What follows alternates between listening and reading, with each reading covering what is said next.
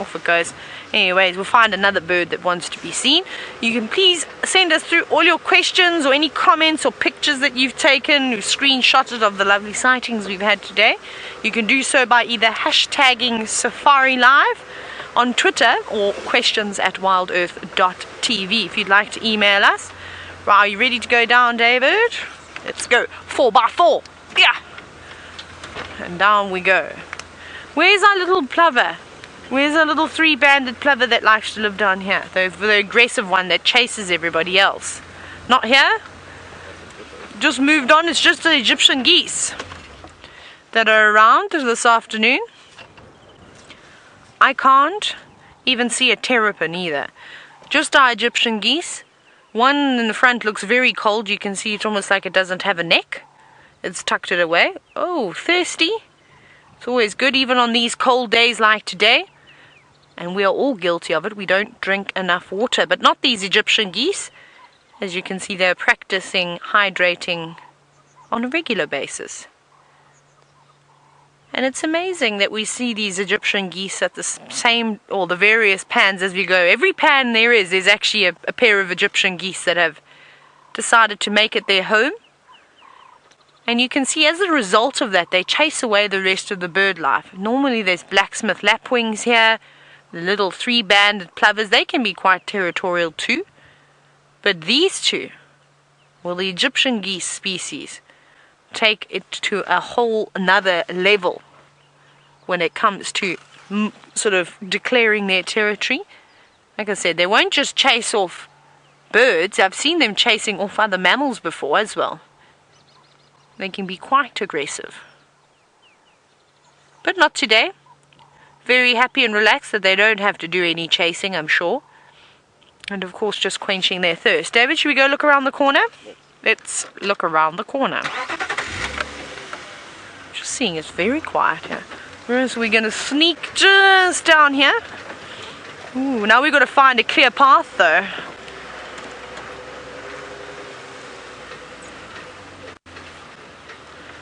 Now, Herin, you've said let's hear if we can hear any fish eagles calling. Right, let me just go through this little sneaky bit.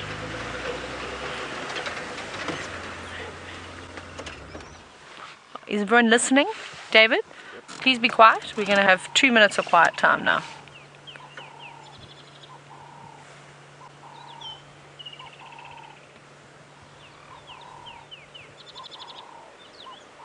I can hear turtle doves.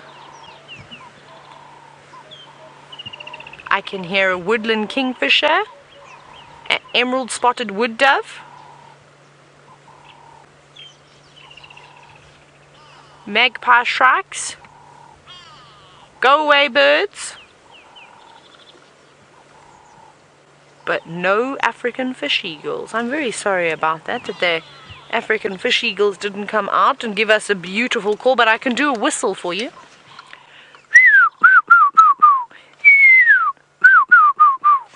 Here we go, there's the African fish eagle. Woo!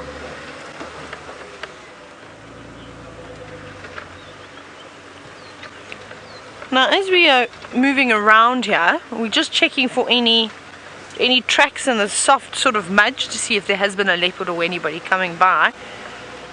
Just check nicely. Now, oh David, hang on, we're going to see if we can get a very cool bird. Did you see that paradise flycatcher? Ah, I got attacked! I don't know what just got me, but something flew down my shirt, so we'll try and catch it in a moment. We'll just leave it there for now. Ah, no leopard. No leopard. It was a paradise flycatcher that's just flown in this tree, and I think I can hear it. Actually, I think it might have flown away. There it is. No, that's not it. That looks like a bunting. It's in the top of this tree, quite close to the top, and it's got a long orange. Well, it's orange, and it's got a very long tail. We're just very quickly scanning. No, I can't see it. No, there it is. I think, yes, David, on the right, you can see it fluttering away. There it flies. Off it goes. It's just flown away. It was a beautiful bird. Let me show you a picture. let's get the book out of the paradise flycatcher. It's one of my favorite birds, and we had an incredible sighting. You might remember when we had Hosanna fishing at Hosanna's Pan, aka Twin Dams. He was fishing over there, and then one just landed perfectly in the shot. It was amazing. Flycatcher. There we go. Paradise 372. I can hear, oh, violet-back starling. Can you see that? There it goes. No, come back. But that's a violet-back starling that's flying around. There's a whole food party here now of birds. Who else have we got? Who are those ones flying around there? I can't see what that is. It looks like maybe a grey-headed sparrow. I'm not sure. No, and it's gone. Yes, a pair of grey-headed sparrows. I'll show you the picture just now in a moment. They're very chirpy too. And I can hear that paradise flycatcher. It's still there. It's sort of shouting.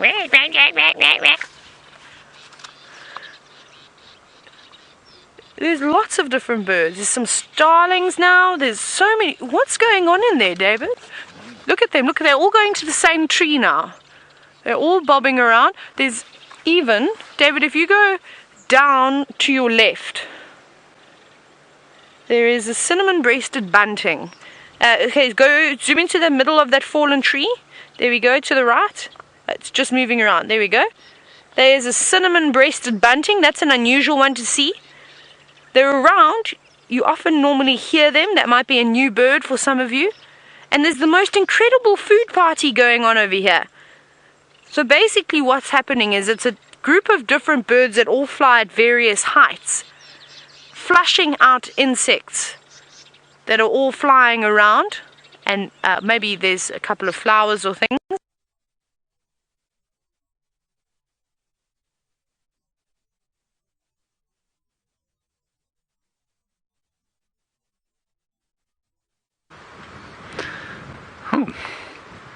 Now, that was a very swift link, I'm afraid. Sorry about that. It is on account of the fact that, well, we know that these blustery conditions have created some trouble with the signal. Now, I am just resting up here, and over there we have a beautiful view of the Drakensberg Mountains, and they are now awash with a golden ray, in fact a great golden slice of sunshine in amongst the mist. That really is quite beautiful. Very few colours, just kind of golden grey, which I think is an excellent combination. And somewhere underneath that, Stefan Winterboer, Jamie Patterson and Brent Leo Smith are sitting near the they live in the dubious settlement of Hoedspruit, of course. Whoops, that's called karma. When you insult a person's place, you drop a stick. Now, Herbert has found something just down below. I'm going to slip off this mound. That will be karma number 2. And I think it's a dead scorpion of some sort. Let's go and have a look. Oh, Holly, you're interested in the age of this termite mound, and I think without some kind of carbon dating it'd be impossible to tell you, and I'll tell you why I say that. I say that because Steph managed to, or told us a story the other day of a termite mound that has been dated at about 2,200 years. So if you think back 2,200 years from today, the year, let's pretend it's the year 2000, that would be 200 BC, then we'll take 17 off that, and we'll put ourselves at 183 BCE. 183 BCE, the termite mound that Steph was talking about came into existence. Now, let's think about what was going on back then. In Africa, in this particular part of the world, there were probably a lot of the San Bushmen around here. There would have been probably the odd influx, maybe, of a couple of other people from Northern Africa or from Central Africa, Herbert's original ancestors, but probably they came, probably a good 1,000 years later, actually, most of them. And so this place would have been largely unpopulated. In Europe, back in that time, what was going on? I mean, we hadn't even reached the Dark Ages yet. We were in the sort of, we were in biblical times, weren't we? And that's when that termite mound came about. So this one is obviously very ancient, it's very large, but the point is that although I could tell you that this would probably take a group of termites, roughly, if they say probably about 50 to 100 years, so say 100 years to make a termite mound this size. Remember that it's been eroded consistently and it's been recolonized and rebuilt consistently, so to say how old it is probably impossible without some kind of carbon dating. Now, here is what Herbert is looking at, and what we have is a crime scene.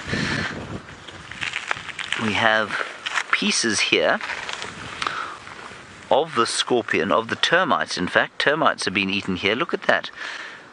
That's the head of a soldier termite. So whatever it has come along here has decided it didn't like the termite heads. No, I'm talking rubbish. That's the dung. It's come out of the dung of whatever creature this was. It's come out of their dung. And here is the remains of the scorpion. Now, I'm going to say something which may or may not be the truth, but Herbert will inform me if I'm talking rubbish. I reckon this was dwarf mongoose, was it? Oh dear, he's looking suspicious at me. What ate these termites? What do you think ate them, Herbie? Yeah. Do you think could be dwarf mongoose dung there, maybe? Yeah. We're agreeing, so we're going to go with dwarf mongoose, and I suspect probably ate this scorpion as well. Now, it's left out eating the pincers because they're largely chitin, and this chitin, or the heads and the rest of the skin, or exoskeleton if you like, of the termites has come out because chitin is almost indigestible. It's almost completely indigestible by any creature at all. It's a little bit like the structural material of plants, which is cellulose, and also a bit like keratin, which our hair and our nails are made of, almost entirely inedible or indigestible. So there we are. Good, on we go. Now, we're not too far from quarantine clearing, so we're going to follow this game path down there. I have remembered to try and have a look at the senna plant that Tayla mentioned, so we will try and do that.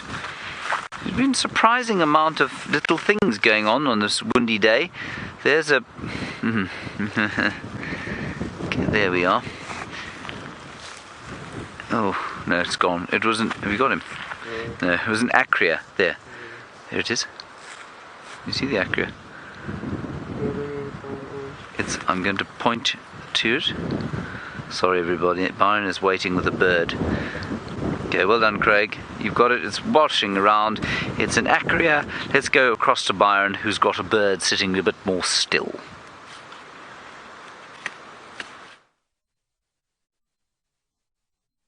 I've got a beautiful bird to show you, everyone. A black-bellied bustard. It really, really is beautiful. It's been doing its territorial call, and I'm hoping it does it again for us. Let's listen very, very carefully. I'm not sure if we'll be able to hear it because of the wind, but let's see. It's always fun to see them display, actually. They lift their necks up, stretch their necks up, and then it shoots down as they call. So let's see. Watch, watch.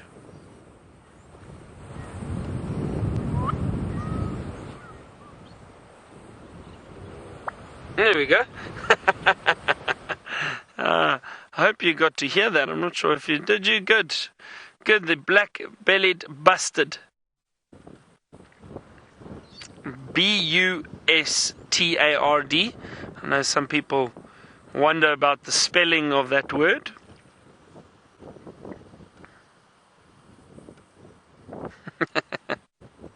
Lovely bird to see.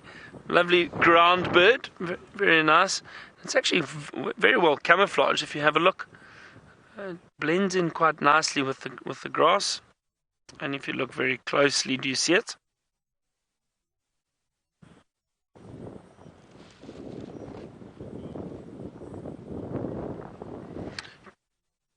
Kimmy, you actually got it the wrong way around. It's usual that the male of a bird species is more colorful than the female, not the other way around. The males are generally more colorful, and that is to obviously attract the female. Watch, he's going to do it again.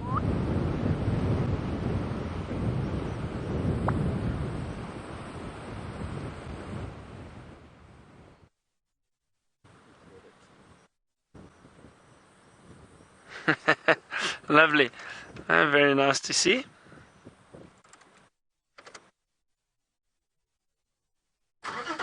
Now we get another bird. Now that's just its territorial call that it's doing there, possibly to communicate with other bustards in the area, maybe if they're other males, or to attract females.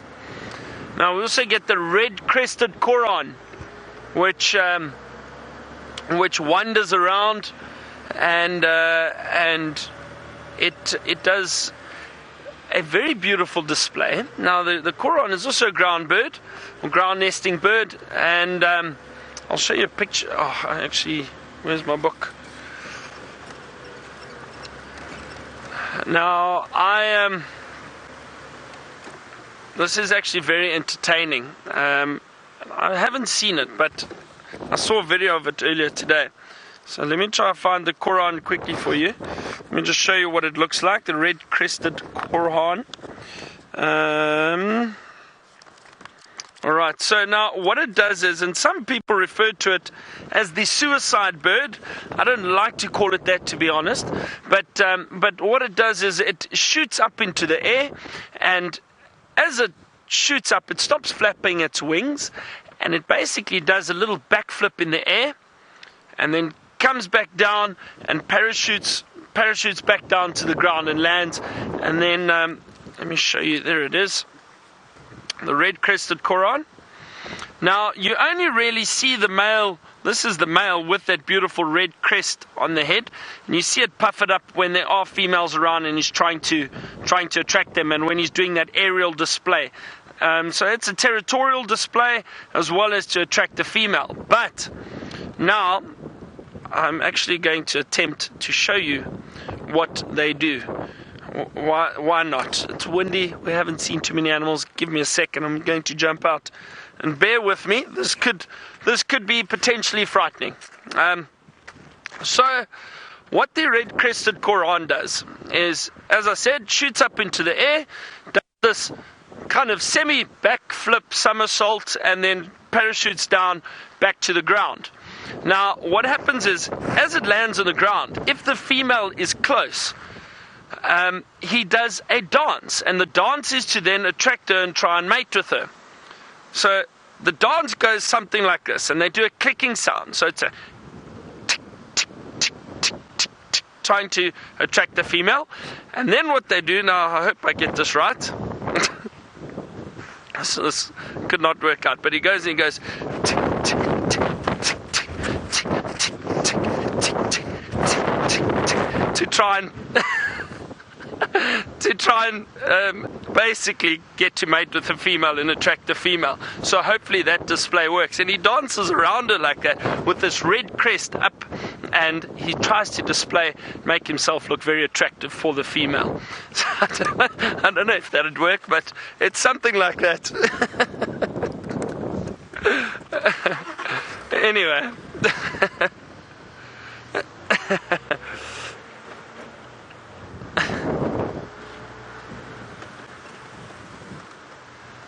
And now, Nina, you want to know, how did the Bustard get its name? Now, I'm not sure. It's just a species of bird. Now I'm just trying to see. It's actually very close to these.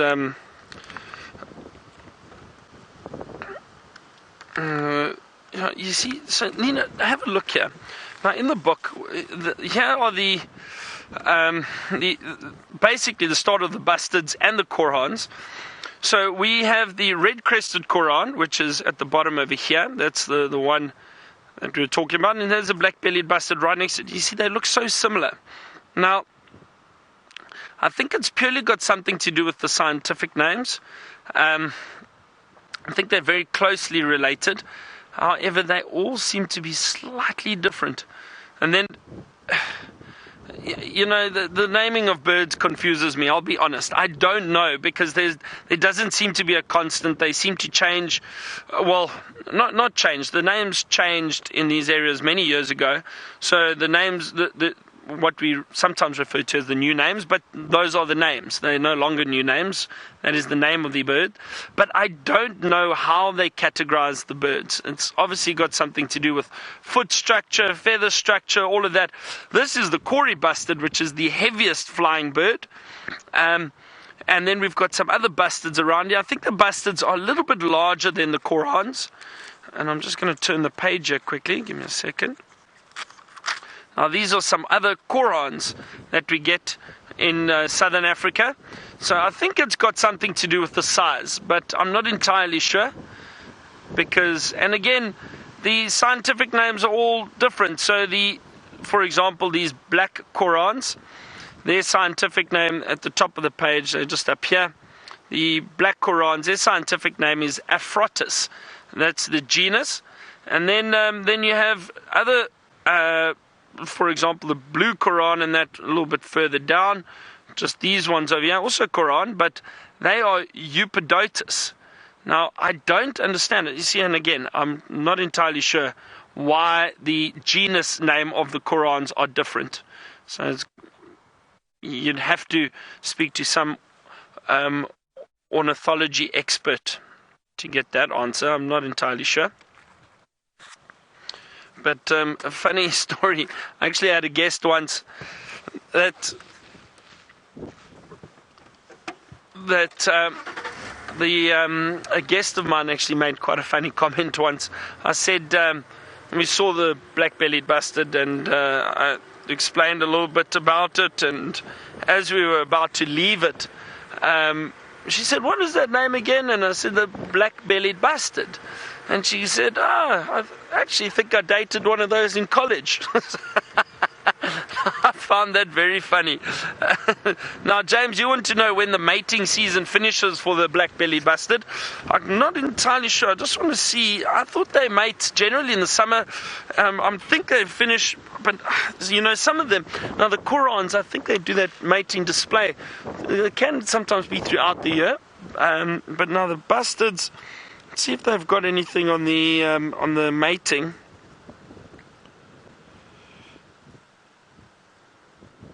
Yeah. They actually don't say anything here. So I'm not too sure. I'll have to double check for you, James. I'm not sure. But, and unfortunately, I don't have my app with me. The app actually has a lot more information on it, but I'll find out, and tomorrow morning we'll just I'll give you the exact dates that they mate in.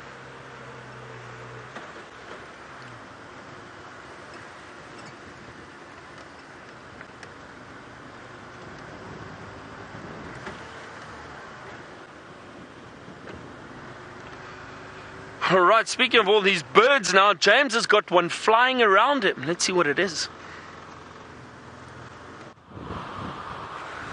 Well, I've got one about to disappear. It is a gymnogene, and it's being blown a long way off course. And interestingly, its feet almost look like those of the Amur falcon, which catches termites or flying insects in the air and then puts them in its mouth on the wing, and its feet were kind of tucked forward, and I wonder if it wasn't sort of perhaps to try and counterbalance the wind slightly. Anyway, here is a view out over the eastern horizon there,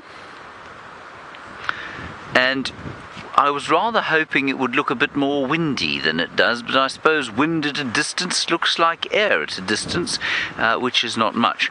But of course you can see this very deeply swaying silver cluster leaf bush.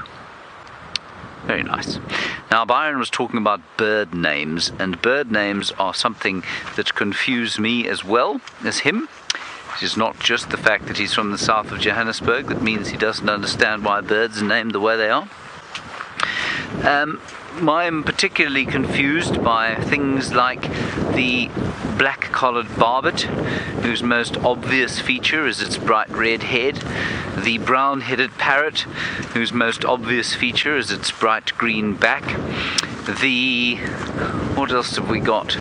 There are lots of them that are completely ridiculously named, and it seems to me that ornithologists, like many members of academia or academic circles, they like to sort of give things obscure names and meanings so that the rest of us have no idea what on earth is going on. So those are two of my favourites. There are a number of others, many of which I have now forgotten, obviously, as I've tried to call them to mind. And Janet, you wondered about the chicks that I saw last night. Now, for those of you who weren't watching last night, we found a nest that had been blown clean out of a tree. Well, the whole tree branch had come down, the nest of a white-crowned shrike, and we found 2 chicks in a nest on the ground. And Janet, we went back this morning. There are actually 4 chicks, 2 of them in the nest, 2 of them on the ground, and the adults are still there. So I didn't do anything, I just drove away because I really didn't want the adults to be disturbed from feeding them. They are most likely going to be eaten by predators. They're very unlikely to starve to death because the adults are there feeding them, so who knows what will happen. I might go back there tomorrow and see if we can't find something. There was a request from the camp that we try and rescue one of them and bring it home, and I am very against that, not because... Let's leave the no interference policy alone. The reason I really don't want to do that is that these things so almost always end in tragedy. The bird will die, we'll all get attached to it, we'll all be upset and cry, and then, you know, it just won't be worth it. So well, we'll just see what's happening tomorrow. I'm not going to rescue one. I'm going to leave them all alone, and I'm just going to let nature take its course, because I can't deal with the heartache when eventually I get attached to a little bird and it pops its clogs because there's a little goshawk sitting in camp, or the genet that likes to live near camp devours it in some way. No, that would be too sad. Too sad for my little heart to cope with. Right, let's head across to Tayla, who has got Impala.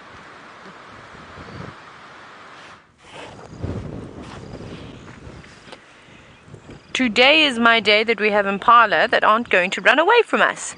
And it seems as though we've got an unfair battle going on between 2 Impala rams. The one on the left looks a couple of years older than that youngster on the right, who's not more than about a year old now, just by judging by the size of its horns. And I think that's a subtle hit from that Impala over there, just letting him know that he is bigger and stronger than him, which is actually quite cheeky, because he's not very big himself, and I don't think he'd be mating with any of the females just yet. And there's another 2 having a bit of a scruff. Oh, they're much larger than the 2 we've just seen battling it out. Now we've got male versus female. It's all happening here at the dam this afternoon. It's quite cool, actually. And there are so many Impala around, from the females to the males to the little ones watching, to some birds. Lots of grass blowing in the wind.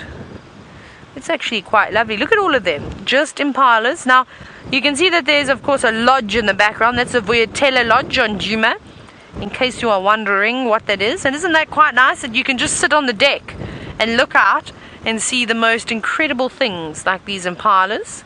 Oh, careful.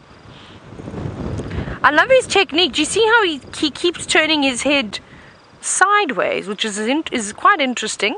Normally they sort of go at each other head on, but he's trying a different maneuver.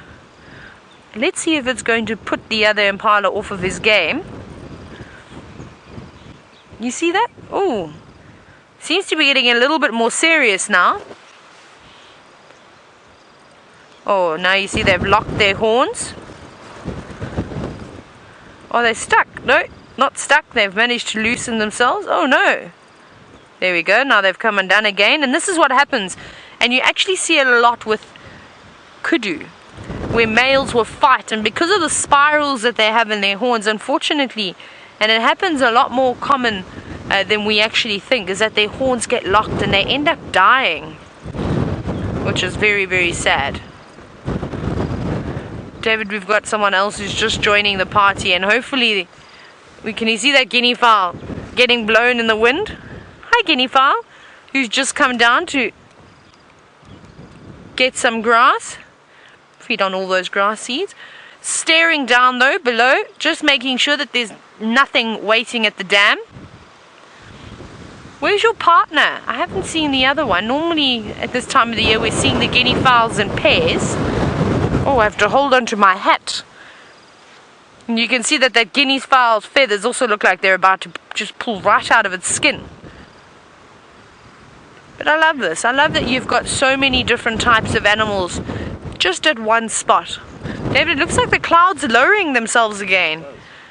They were very high when we started dry, but you can see it's sort of coming down now.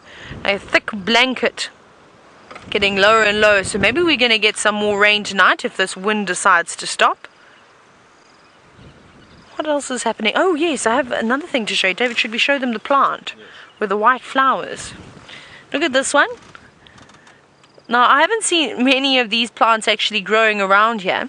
And it's something that I used to see a lot of in the Eastern Cape. This is called Datura stramonium. That is the Latin name. Or, it is a common name. It's actually got many, many different types of common names. Mulpitter, stinkblader. I think it's also called thorny bone apple. But it's got a variety of different names. I'm not going to go down there because I don't want to scare the impala. But this is an encroachment species. It takes over. It normally grows sort of in damp areas that are quite disturbed. And this is an exceptionally toxic plant. Now, it doesn't look like it's got any seeds on it at the moment. But if you've ever seen the sort of seeds, the encasing that a milkweed has, it's sort of round and it looks like it's got spikes on it. Oh, there's some, David. To the right of the screen. They're green. They're hidden in between the flowers. There we go. Nice one. Now, those are the seed pods starting to develop there.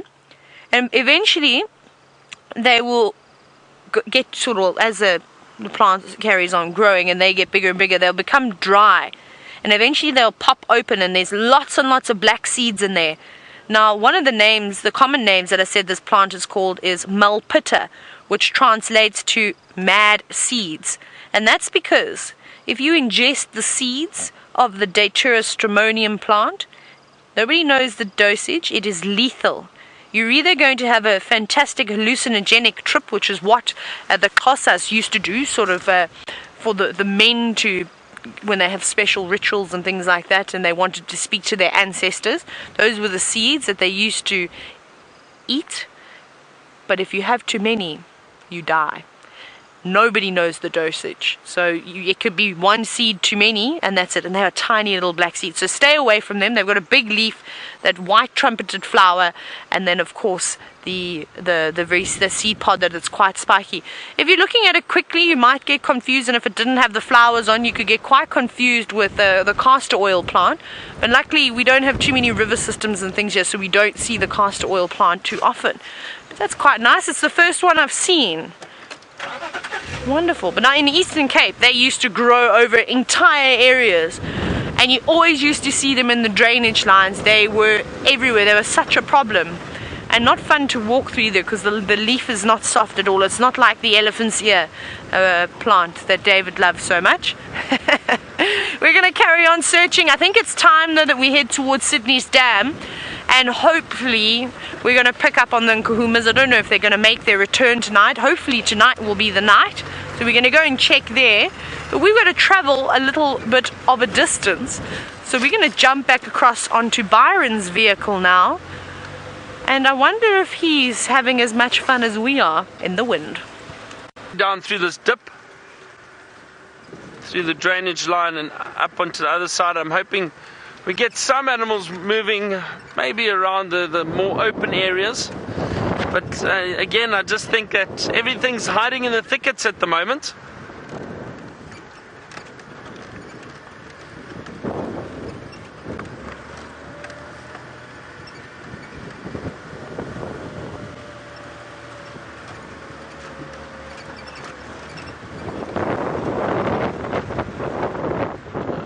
There are some animals over here.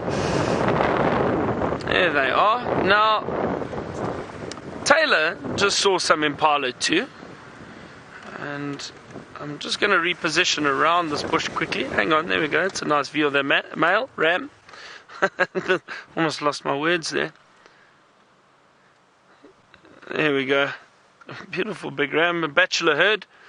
Now, I know Tayla was speaking about them earlier, and as I said, with two rams busy fighting. Now, this reminds me of a song, and I sang it to Rebecca, and she said I should sing it for all of you. And it's a very well-known song. I'm sure some of you might remember it. It's been slightly adjusted by me, and it's the Impala song, and it goes a little something like this. Impala, you know you think you want to dance, and lick your boom boom down. There we go, Rebecca. You got me to sing it live.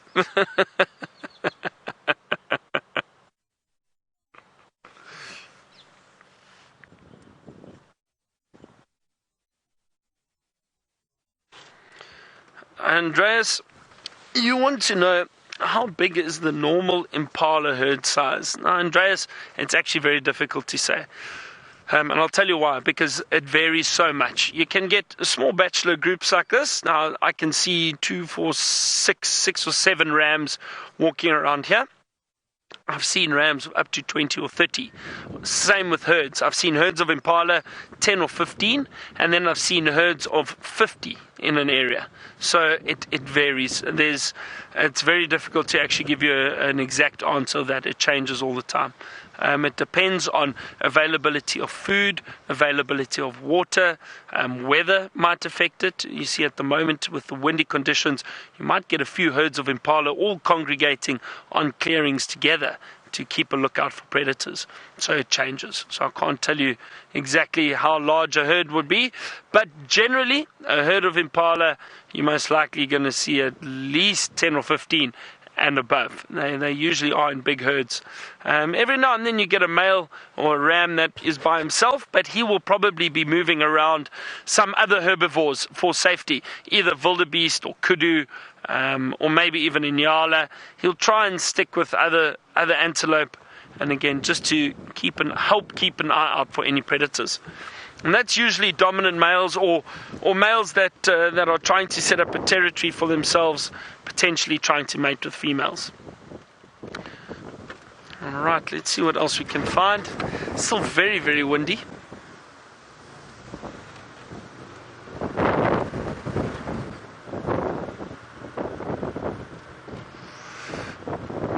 Musical all the way from Colorado. You want to know if the lambs are born with teeth? And I don't think so. I think the teeth come through very soon after birth. I think it's a few weeks or something, the teeth start coming through. But in the beginning, no, they've just got pellets. And then those teeth will then grow out very soon after birth. So not long. And we know these animals develop very, very quickly. If you think of when you see the Impala with their horns, for example, only a few months later you start seeing horns.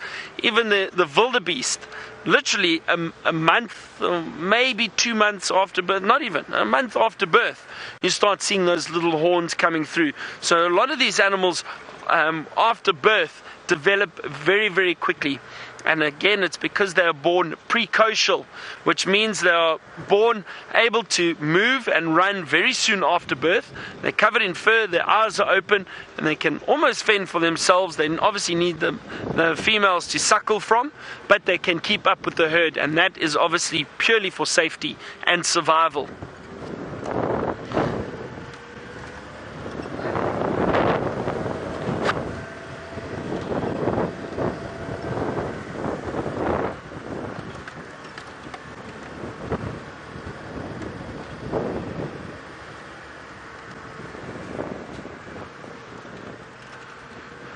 Now all we need is a leopard to pop out, walk down the road a little bit, lay down so that we may enjoy it for the remainder of the show. That would be wonderful, wouldn't it? What do you think, Rian?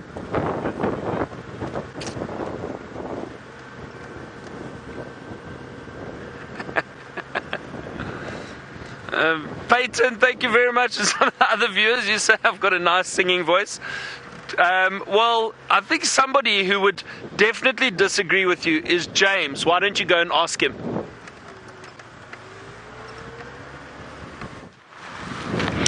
We found a senna plant, as per, I just heard the most frightful thing on the radio, and I'm unable to speak about it. But so I'm going to look at the senna plant that Tayla was talking about. You'll notice that my demeanor has dropped somewhat, and I'm finding it difficult to speak at the moment because Byron was singing, and they played it to me over the radio. And I'm not sure that a man can be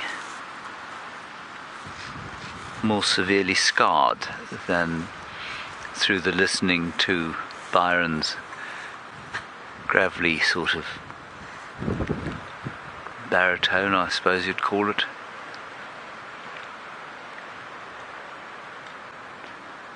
It's not easy. It's not easy. I'm hoping it won't happen again. Okay, let's try and move on. Here's the senna plant, everybody.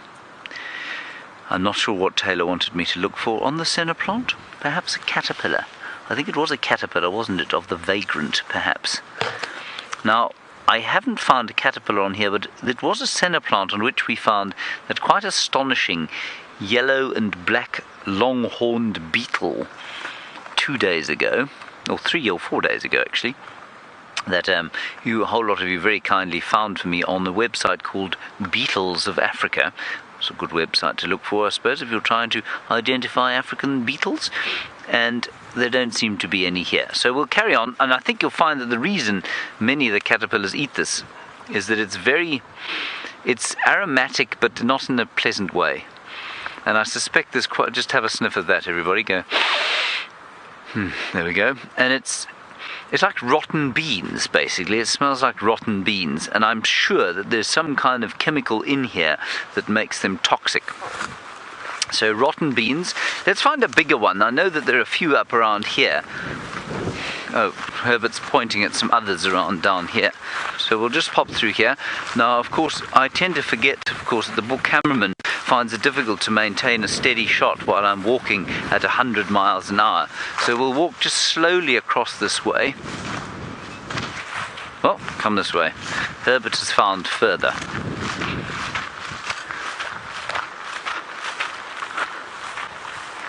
Ah, did you find a caterpillar? Yes, you did.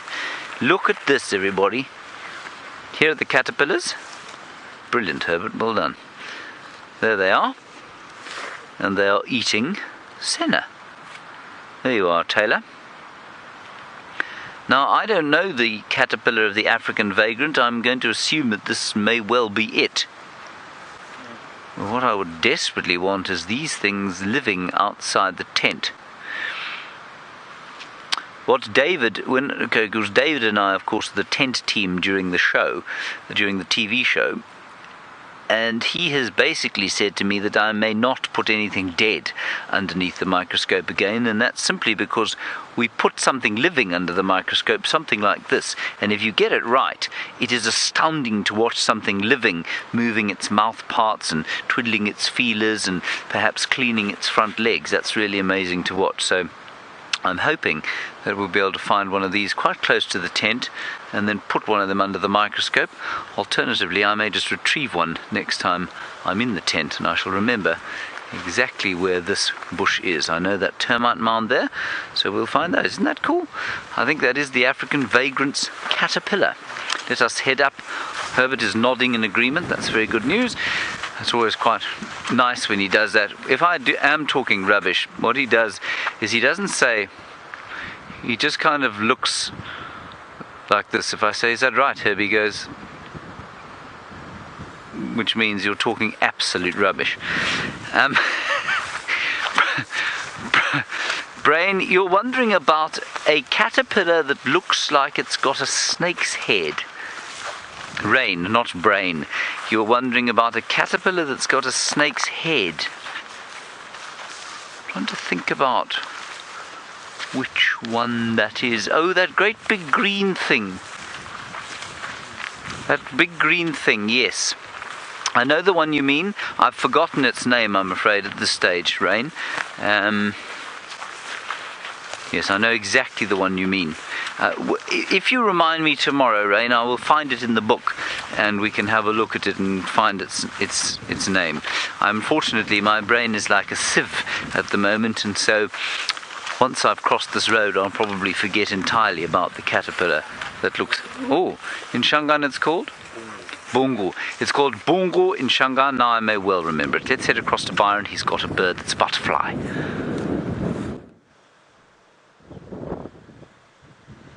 Now, another ground bird, the one we were speaking about earlier. This is the red-crested Korhaan, but it's hiding from us at the moment. Hoping it decides to whistle. Look at that, very well hidden. Just heard it calling and then managed to spot it.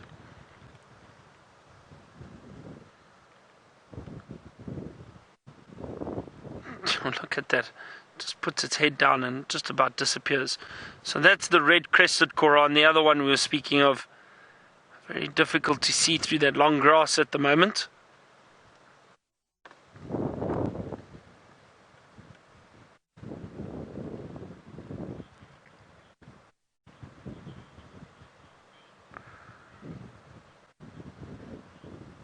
Oh dear, Reese, you asked if I was to change some of the bird names, or the species names of birds, what would I call them? Reese, you know, I'm happy with the names, but I think I would, those that were similar and in a group and were very close, I would all keep one name, to be honest. So, for example, the Korhaans, I would make sure that all those birds that look similar were Korhaans. I don't think it's necessary to complicate it too much. The other bird, the one bird that I would change, the grey go-away bird. Now, they used to be known as lories. Now, we've got many different species of lories. As that, oh, there we go. There's the head of the Korhaan. It's probably going to disappear. There we go. Now, as I was saying, the lories, however, we have got many different species of lories. Now, the grey go-away bird used to be known as a grey lory. The other species are known as turacos because of the, I think it's tyrosine in the feathers. It's a reddish colour in the feathers, and that's where they get the name turaco from. Which, okay, I understand that, I get that, but then because the grey one doesn't have that colour, it's now no longer a turaco.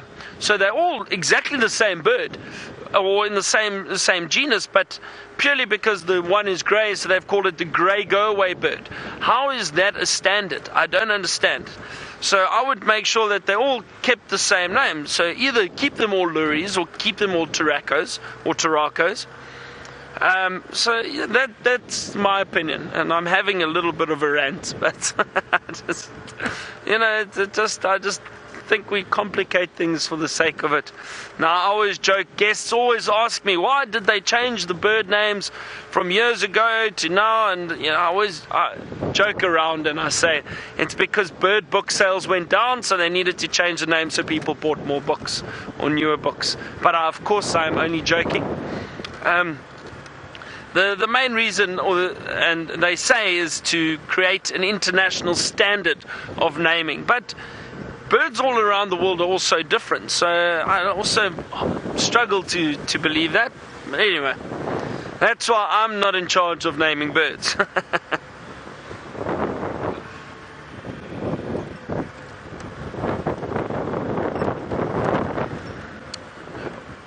Oh, now, it seems like Tayla's on a bit of a warpath with the animals. She had male Impala fighting, now she's got male Nyala fighting.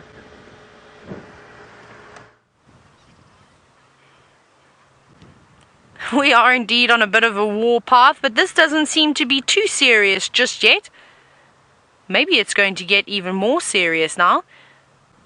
Perhaps, I'm filled with questions today, perhaps we have just arrived at the beginning of a battle. Now, it's not very common for a Nyala to clash heads, they're a little bit more placid. They normally solve and will sort their problems out by doing the beautiful dance. That's very slow, exaggerated movement. James and Byron once showed you how they do their dance, and they did it very, very well. And in the Eastern Cape, we never used to see them fighting. I think I saw Nyala fighting in 3 years, twice it was, which is not very common at all. But out here, I think that the Nyala populations are slightly more, so they seem to have a little bit more conflict every now and then. But I love how the Impalas are just sort of watching, not really bothered at all. No, I don't think it's rough. I think it's just practicing some maneuvers for when rutting season comes. But I love the way that they're going down on your knees, and that guinea fowl better be careful. It's right in the pathway. Very brave guinea fowl. I think it's the same one that we saw that came down to have a drink. It sounds like a Natal spur fowl shouting now as everyone stopped to have a listen.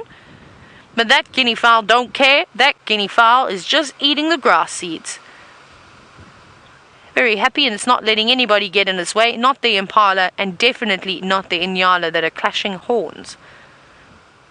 But you can see the one on the right is every now and then is trying to have a little nibble as well.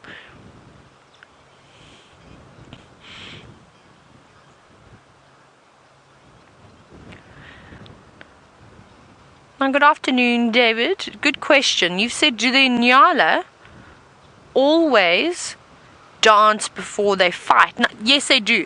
So what that dance does is, in Nyala, like I said, are placid animals. They're not like Gemsbok, they're not like Waterbuck or Bushbuck, which are known to be quite aggressive, and often when the two of them, well, those two males from those species will fight, one will end in a fatality. But what that dance solves is that it just prevents injury. If they can solve their problems without having to hurt one another, because remember, if they do fight, they run the risk of becoming injured themselves, not just their opponent. And then do you really want to risk your entire life? Probably not, and these Nyala seem to have worked it out quite well. So if they see someone that's of similar size, and these two are both beautiful candidates, their horns are almost exactly the same length, their body size seems to match up quite nicely, and I'm sure that they would have erected all their hair on their body, and you'll see it. Often a younger male will then just sort of back off and walk away and move on. And then, of course, the winner is then left to tend to his ladies. But when you get two like this that are of equal size, dancing is not going to solve anything. That is a battle that will solve that.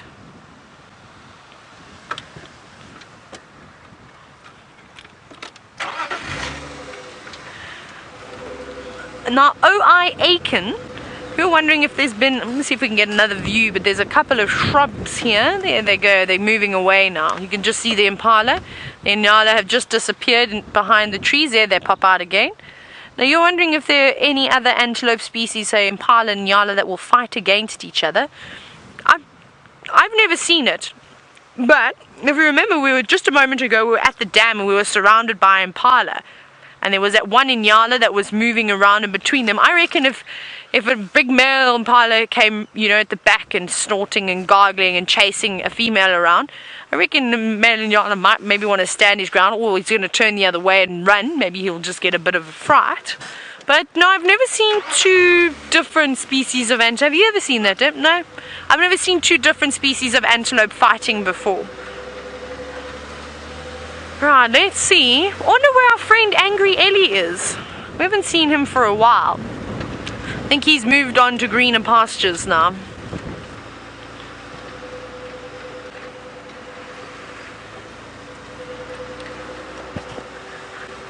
Now, speaking about, of course, the antelope fighting, Mars 021, yep. Is that right?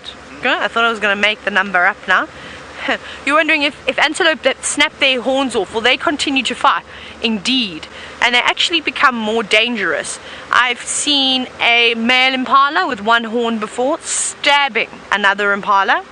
quite savage actually, and I think that they have the upper hand because I don't know if you've noticed, but when they are fighting, and they do, of course, they lock horns, it's very difficult for them to hurt each other. They're basically then using their body strength and pushing and shoving one another until, I suppose, you can throw your opponent off their feet. That would be the most ideal thing.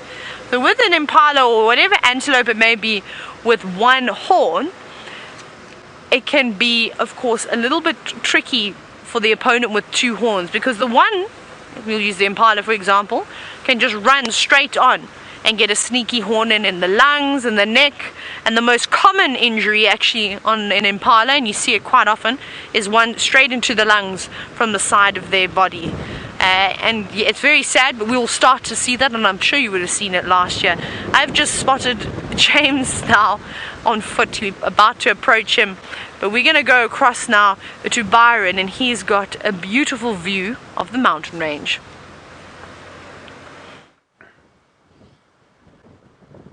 I do indeed, Tayla. Look how beautiful the Drakensberg mountain range that we can see in the distance, and there's wonderful, wonderful sun rays coming through the clouds over the mountains. It really is spectacular.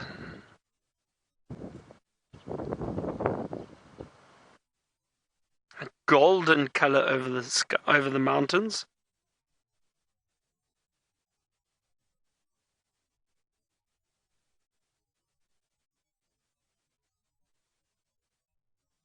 Even on gloomy days like this, where it's windy and it's quite chilly for this time of year, you still get amazing sunsets. It's very peaceful. There's a red-crested Korhaan calling in the distance. The birds have been fairly quiet this afternoon, not as many calls. The doves, they never stop. They are calling, the Cape turtle doves.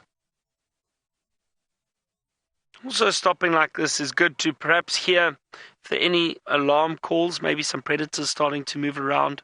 With it being a lot cooler, they might move around a lot sooner or earlier in the evening as opposed to later. Look at that, that ray of sunshine piercing through the clouds over the mountains. What a magnificent view.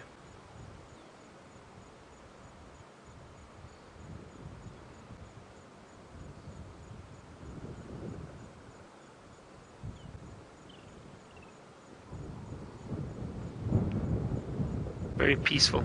I suppose if I did have guests with me now, I would probably get off the vehicle, enjoy this sunset, this beautiful view, and maybe have some refreshments and snacks. It's a wonderful little spot to stop here.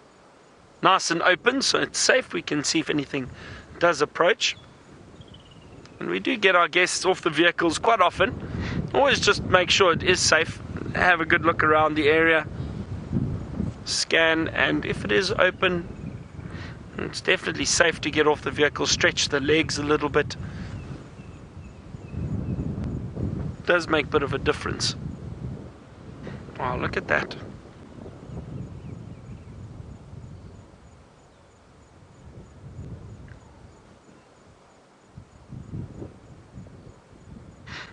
It just shows you we don't always have to see wildlife. Just the nature itself is magnificent, and especially being out here, the bush looking so lush and green at the moment, and the sky, the African sky, for me is just, there's just something about it.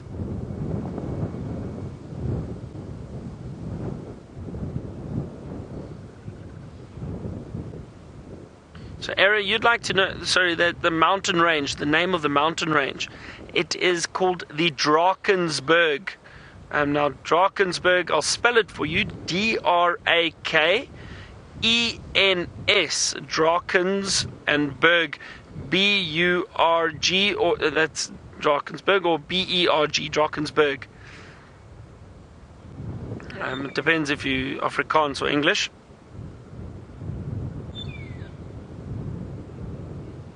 So, the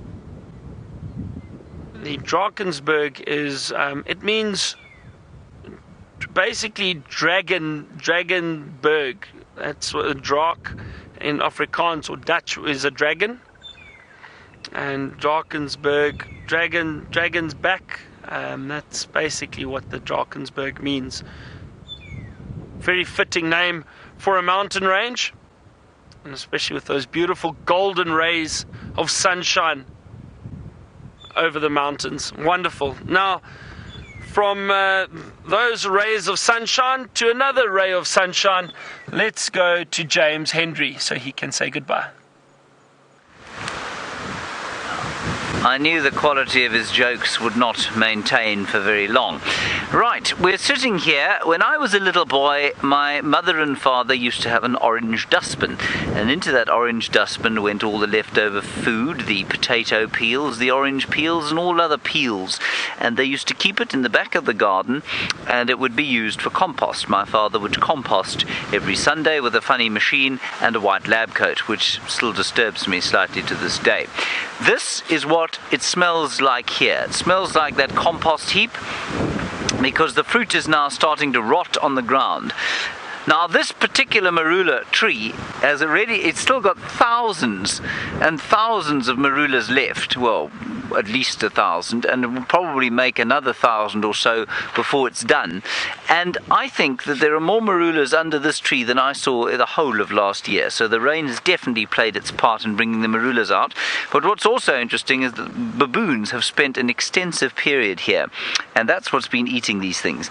They break them open, they suck out the juice, and because they're so abundant, they then toss them aside, take another one, suck out the juice. They don't even bother to pull the pip out and eat it. And that's what they've been doing here. But there are still masses of them all over the ground that are not ripe yet and that have been rejected by the baboons. And they will ripen here on the ground. The baboons will come back, the elephants will come back, the Nyala will come past here, Herbert and I will come past here, and we'll pick up the odd marula fruit by the day. And I just think it's astounding the amount of fruit that this one glorious female tree has made. And we're going to move out from underneath her now because she's threatening to drop one on our heads. And there have been a few times when we've nearly been hit. Herbert is now eating a marula fruit. I'm going to have to wash my hands first because of that buffalo carcass that we had. That's going to be it from the bushwalk today. It's getting a little dark and blustery. We're going to make our way back home for a well-deserved glass of apple juice, I feel. And, well, who am I linking to? Sorry, I forgot. Right, so we're going to hand you over to Tayla, and thank you very much for coming on our walk today. Big thank you to the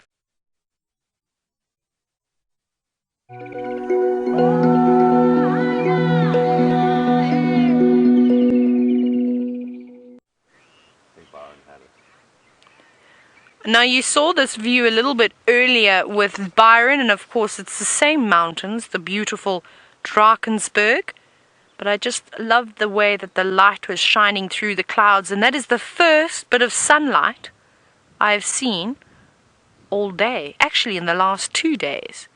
We have hardly seen anything. Now today we are checking off all the plains game, and we've got a beautiful big waterbuck. He's down in the distance, along with, of course, some more Impala. There's a beautiful big waterbuck just standing on the road. And then we're going to go a bit forward in a moment. We'll have a look at him. But there's also a big wildebeest lurking around. So we're going to have 2 new species that we're going to tick off our list for this afternoon's drive. And that's something that we don't often get to do, is see all the smaller animals. You can see here comes the wildebeest. He's about to pop out. Hello, big boy. Thank you for showing your face. And it's the big male wildebeest that sort of lives around Impala plains. We've seen him quite a number of different times, and he is looking good. Now, I don't think it's the same wildebeest, though, that lives on the quarantine plains. But I don't know where he's disappeared, though. Him and his females seem to have gone somewhere. Oh, look at there goes a little lamb bouncing past. And that beautiful waterbuck has now also come out. And isn't this quite nice? You can see the size difference. Now, I think a lot of people forget how large a waterbuck actually is. I think shoulder height, I think the wildebeest might be slightly taller, but if you look at the waterbuck, its head, you can see it quite clearly, is positioned a little bit higher up. It's a bit taller, but I don't think it's quite as tall at the shoulder as the wildebeest is. And off he goes. He's not sticking around. You can just see that beautiful white circle disappearing off into the distance now. But waterbuck are not animals to play around with. They are exceptionally tough, very fast, and well, of course, almost the same size as a wildebeest. But let's keep going. We're on our way towards Sydney's dam.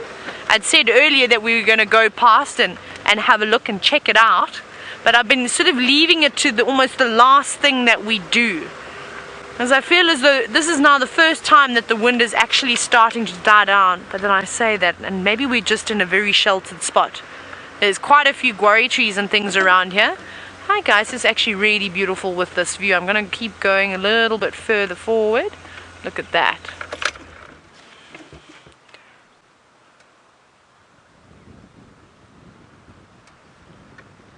Oh, hang on, let me do that again. A wildebeest is coming down the road now. Hi, Wildy.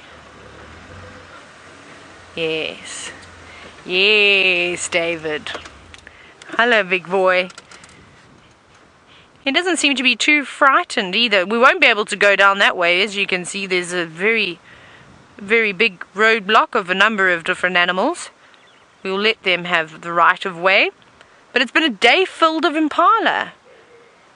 And as I say that, they're giving off their strange little calls now. Oh, look at that. Isn't that amazing? That is really a stunning, stunning view. And it always amazes me how you have these days that have been windy, rainy, not finding many animals. But then you come across something like this, just a little glimpse of hope that the sun is still around and that it can still pull off the most magnificent sunsets, even with the tiniest gap between the clouds. I always find that so amazing, and it reminds me of how powerful the sun's rays really are. And of course, as I said that I thought the wind was dying down, I was obviously, well, just in a good spot, because it's now back and it's blowing us around quite a bit. But let's continue towards Sydney's dam. That's, you know, I don't sing very well. I love it though. It's my favorite thing to do. Every time I get into the vehicle, I've become musical. Rah.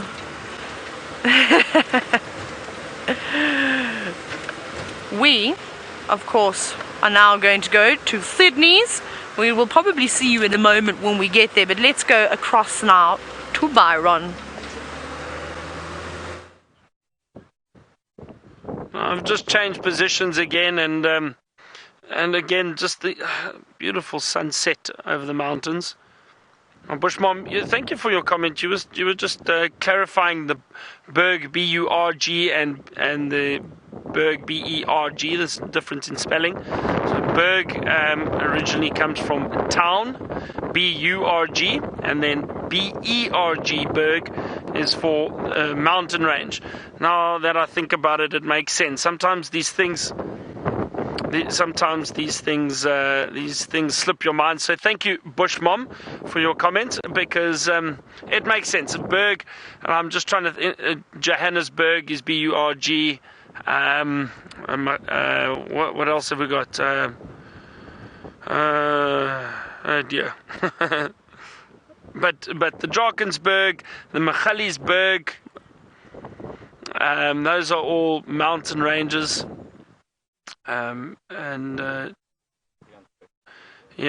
Rebecca's saying Pilonsberg, and that's a nature reserve about 2 hours outside of Johannesburg, and that's B-U-R-G. Pilansberg. No, is that Pilonsberg? Is it B-E-R-G or B-U-R-G? Pilonsberg, I can't remember. It's Pilonsberg, B-E-R-G, I think. Because of the mountains. Yeah, it's the mountains. Yeah, no, I'm just getting confused. There's actually a town called Magaliesberg, and close to the mountain Magaliesberg. Yes, so like Rian was saying, there is a town close to the mountain range, Magaliesberg mountain range with a U, that's the little town. And then Rebecca was saying, yeah, Pilonsberg is with an E, because of the mountains around the game reserve. Anyway, I think you got the gist of that. So let's move on to something else. Arrow marked babblers. Let's see. Oh no, they just flew off. They just yeah. So I feel like I'm doing so many different lessons now. It's spelling with Byron. So Byron's English class. Now, if I know James, he'd probably be bent over in hysterics laughing about that at the moment, if he is back at camp already, or shaking his head, because he probably thinks, me being from the south of Johannesburg, I'm assuming he would be devastated knowing that I'm giving English lessons. However, I am named after Lord Byron, apparently. My mom was a fan, so, you know, maybe there is a little bit of English in me, or poetic,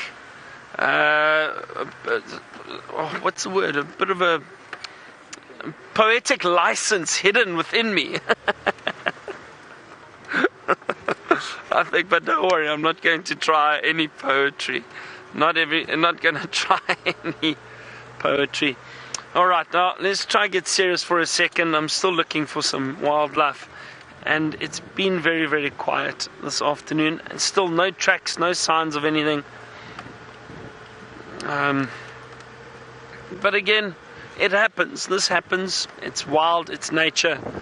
Animals react differently to the type of weather we are having and climate. Sabrina, you're a new viewer. Welcome. It's wonderful to have you on Safari Live. Sabrina, you would like to know, what type of animals do we see more often on Safari? Now, Sabrina, it's hard to say. I would say the animals we see more frequently would probably be the antelope species, various antelope species. There are a lot around, and there is one over there off to the left, an Impala. They are the most abundant antelope in this area, so we see a lot of them. And then, you know, if we're lucky, we start seeing some of the bigger animals, the elephant, buffalo. They move through the areas. And then, of course, if we track and look very carefully, we'll maybe find the predators, like leopards and lions, but that takes a little bit of hard work. Also have giraffe around, the hippo in the dams, the crocodiles in the dams and the rivers. So quite a variety of animals, but definitely the most abundant would be the antelope species.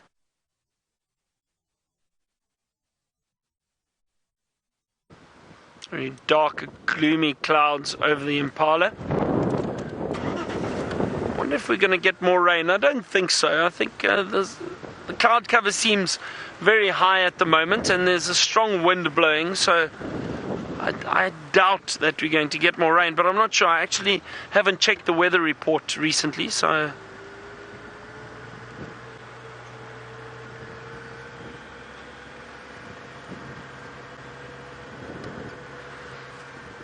Okay, now, Tayla, I think, has eventually reached Sydney's dam. Let's go see what she's got. Thinking. David, we are live. I don't know if David can hear us. I think he's come unplugged at the moment. So yes, that was me. And we have arrived at Sydney's dam. But unfortunately, it is bare. I don't think I can see anything. Can you see anything, David? Negative. I can see a blacksmith lapwing to the right of the dead tree, just on the bottom next to the white sand. Yes, there's a blacksmith lapwing, and then there was also a buffalo weaver that flew up. Now that is exceptionally far away.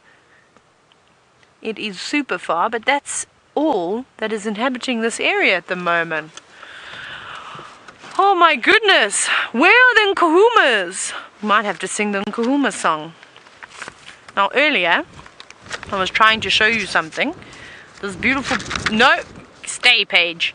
That beautiful bird with the bright orange and the blue beak. that was the paradise flycatcher we were trying to show you earlier, but it kept evading us. And it's a special one to see. They're around, but they're very shy. So when they feel as though they've been spotted, you've just got to sit very quietly, otherwise they do fly away.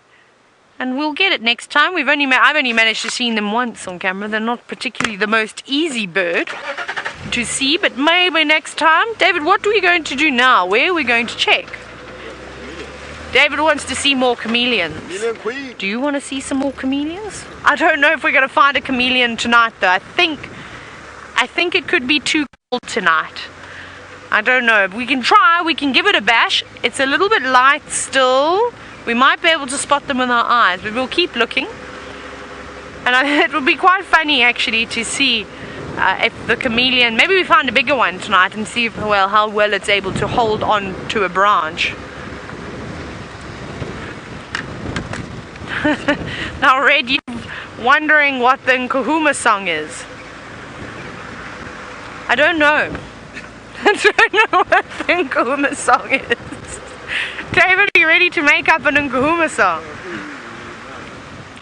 Is that how you wanted to go? Where are the Nkuhumas today? That's all the words that I have. You've caught me off guard. I don't know any words. I'll try and make a Nkuhuma song. I think they need a theme song though. Maybe one day I'll sing to them next time they decide to come back to Djuma. Or, oh no, David, watch out, hold on. Sorry. So what happened there was, look at this, I was not concentrating because I was singing, and because of all the rain that we've had over the past couple of days, some areas have eroded quite badly, like that little patch over there. Now, I wasn't going fast, and it's not particularly bad, but I just thought that if I didn't tell David, he might lose his teeth on the front of the camera. Did you? Did you lose your pearly whites? Let's see, can we count? 1, 2, let's, David, I think we must just show everybody, just show them, just so they believe you. They're all there. David's pearly whites are still there and still white. Not missing a tooth. But yeah, so that's what that was all about. I had to break very, very quickly. I also could have almost lost my front teeth. That would have been very awkward if tomorrow morning I'd have to do, whoa, birdie, no, cinnamon-breasted bunting, you come back. It was a oh no, here it is. It's in the grass. We're having luck with it. There it goes. Where are you going to land? Let's see if we can follow it. Okay, you saw it where it landed, eh? Right, let's try this. Cinnamon-breasted bunting 2.0. Where are you? Now it's hiding in there. Somewhere in the grass. Can we see it? Rebecca, have you spotted it yet? I can't see it. I think I've seen it. Yes, I've seen it, David. Okay, so zoom. There we go. Go straight, go left. Ah, there it is. There it is. Hi, birdie. Thank you, cinnamon-breasted bunting. Patience is a virtue, of course. It got us once, it got us twice, but we got it in the third round. And I love these birds. Look at those beautiful stripes that they have going across their face. Now, of the two species that we get here is, of course, the cinnamon-breasted, which we normally don't see as often, but today we've now seen it twice. And typically you will see the golden-breasted bunting, which is also quite spectacular, very similar markings, but it has got a bright yellow throat and, of course, a golden breast. As it just landed closer to us, where did it go? But how amazing is that? Is this grass is not particularly long, and a bird that small is just able to completely disappear. Obviously going after all the grass seeds. Ah, there it is. But that's a beautiful one. I actually can't get enough of this little bird. Let's see if it'll give us one more look. Can you see it there, David? Hello. What a lovely looking bird. And it's not often that you get them to sit still for such a long time either. Like what we have seen, normally they jump up, fly away, and then disappear. There it is, just gone to the next little log.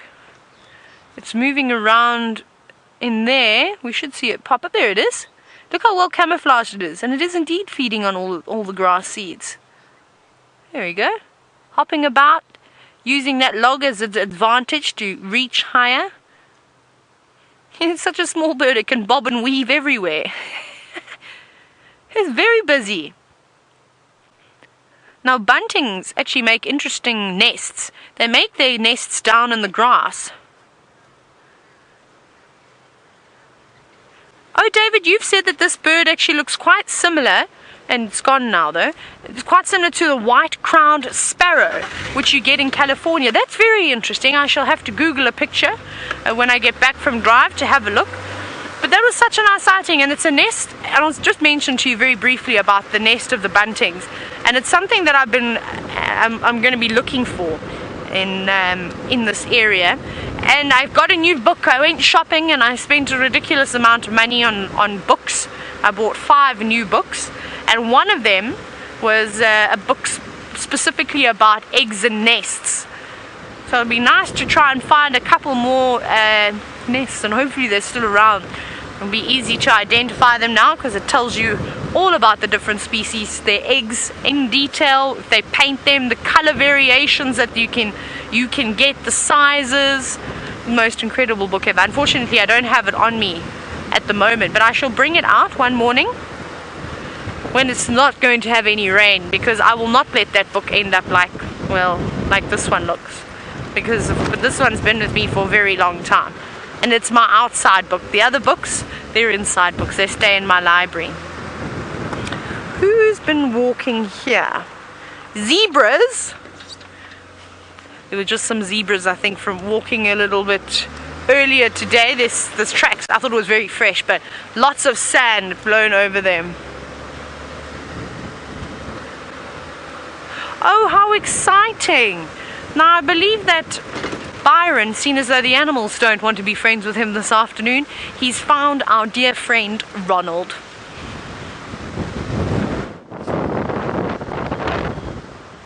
Apparently, thank you to the Zoomy firstly, who let us know that Ronald the Rover's house blew over. Now, I've been sent to make friends with Ronald and see what happened here.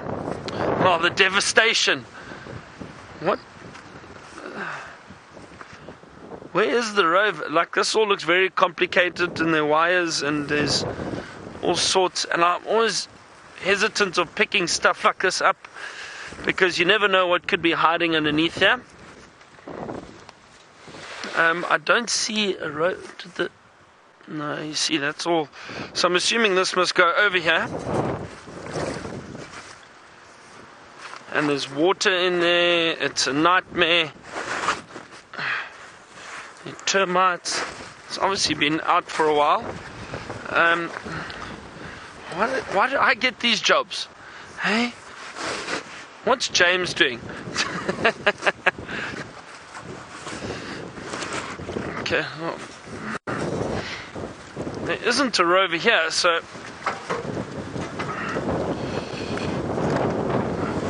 I'm assuming that's how it goes. If I get it wrong, don't shout at me, Rebecca or James or anyone else.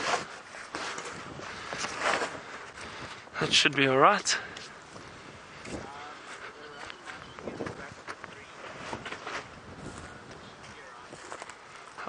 No, there's no rover. The rover's been stolen.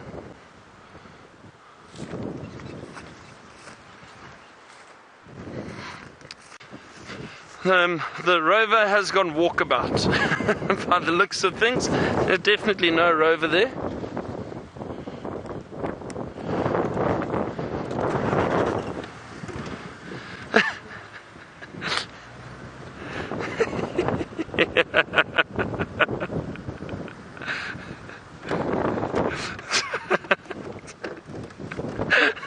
So they're confusing me and they're telling me what I must do, and no one knows where the rover is, and I've never even seen the rover, and it's not fair that I've got to deal with the rover. I'm just saying, I'm just putting it out there. Let's head back to Tayla and see what she's got.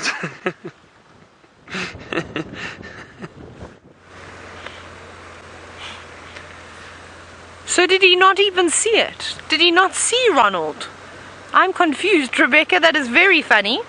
If that is the case, that Byron didn't know.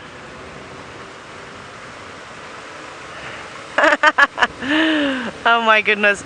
Right, well we're on our chameleon search now. It's got a little bit dark, lights are on, and we're scanning, and David's already said to me, his words were these exact words. He says, I'll look on the left because I know you will only focus on the right hand side. If you remember from last night, I said I normally neglect the opposite side of the vehicle when looking for chameleons, especially when they're so teeny and tiny, and because it's so cold as well, is that they will be hiding away. I don't think that they're going to be out dangling on the end of any branches, though I might eat my words any minute. I hope I do this, and I hope I do, so we can see a chameleon. We can keep the chameleon streak going.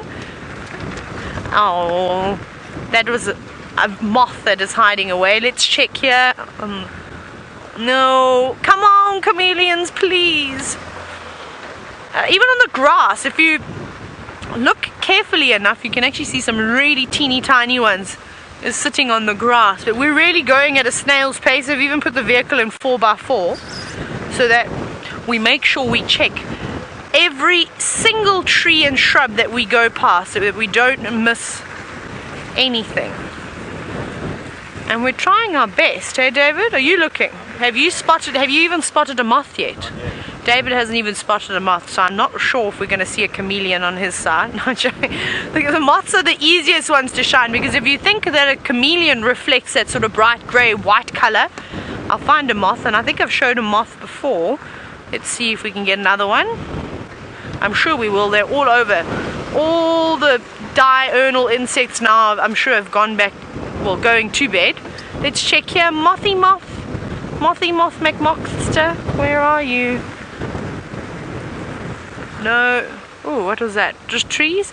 I keep thinking that I'm hearing things running through the bushes, but it isn't. It's just because it's so windy that all the branches are now colliding against each other. And it sounds like something's breaking there. Can you believe it now? We can't find one moth. That's crazy. Oh, we have to go to second gear. No, nothing.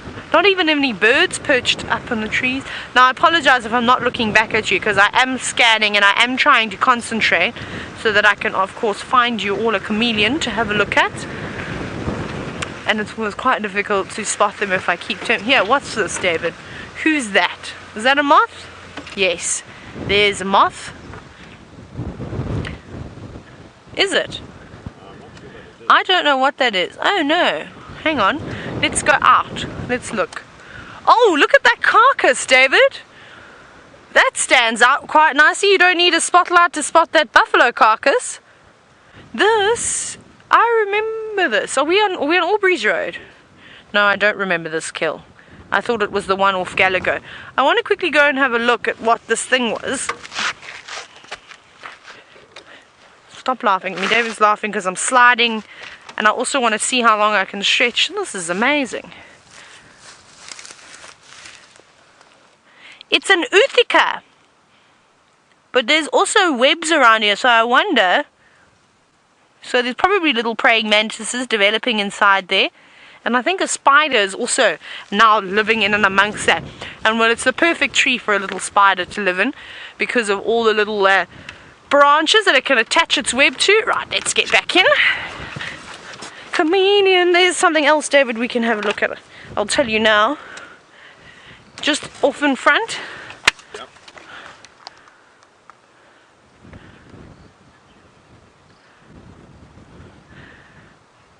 Oh my goodness, that's another Uthika.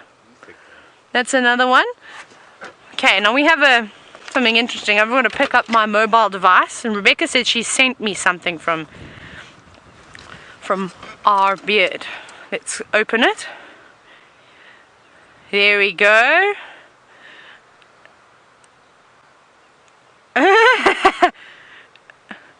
Rebecca's not saying. Okay, you ready for it? Thank you, Our Beard, for the lyrics, by the way. This is the Nkuhuma song by Our Beard, sung by Tayla McCurdy, filmed by David. Are you ready? But I can't sing this high, though. I really can't. But I'll try my best. Don't cry for me, Nkuhuma. Although my wild days, my inconsistencies, I kept my promise. And then I don't know. And then keep your distance. I don't know. Is that how it goes? What part of the song? Okay, so it was that part of the song we're singing, but it's brilliant. But I'll just read them normally now. So no, Rebecca, it's a long song. Rebecca's not teasing me, but I do know the song, but I didn't know initially which part it was, so I'm reading it. So I'll read it again. Don't cry for me, Nkuhuma. Although my wild days, my inconsistence, I kept my promise. Don't keep your distance. Very nice. I think we will get James to sing it. He'll probably do a much better job. I'm not very good, and apparently I can't read either. I'm letting you know all my secrets now of what I'm still in no range. We need to get out of that now. Oh, no chameleon tonight. Let's give it, wait, 2 seconds. 2 seconds, 2 seconds, Rebecca. Let's have a look. I have to see if I can very quickly find one. Now when I get past this tree, I'm going to stop looking. And I don't want to. Done. No chameleons tonight, unfortunately. I think it's a little bit too chilly for them, a little bit too windy. But maybe we'll catch them on the sunrise safari.